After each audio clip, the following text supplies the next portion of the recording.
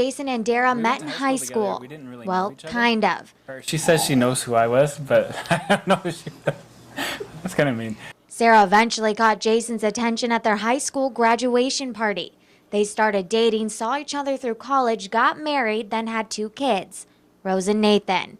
We had a very hard time conceiving, both of these two, and I had very hard pregnancies. I was sick through all 9 months with both of them. It was then when she told Jason she was done with conceiving kids, but still wanted to expand their family.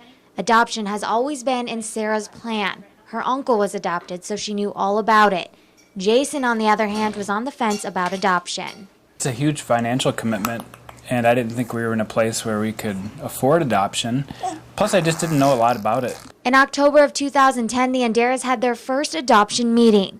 Paperwork was easier than expected for the family, but then the Anderas were put into a book where birth mothers look through to pick a family for their child.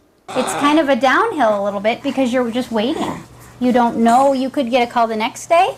It could be 2 years. The waiting game came to an end on March 28th in 2012. It was a chaotic day for Jason at work and Sarah home sick when they got the call. They were chosen to be the adoptive parents to Grace by a local teen mom. The Anderas picked up Grace from the hospital, a big day for the family.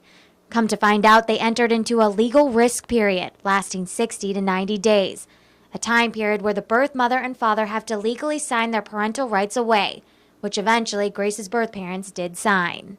It was just a big sigh of relief that she was going to be with us and our forever family, and that was a definite big high that day. Falling more and more in love with Grace every day, a cutie pie with a whole lot of energy. She loves to move. She doesn't like to just sit. She wants to be a part of the action.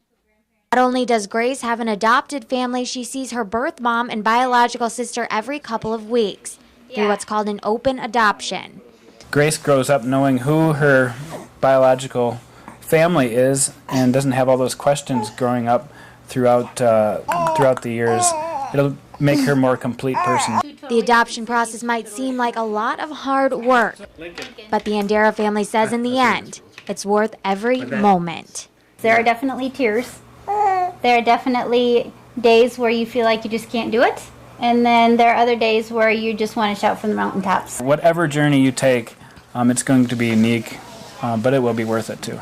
In Sioux Falls, Ashley Kringen, KDLT News.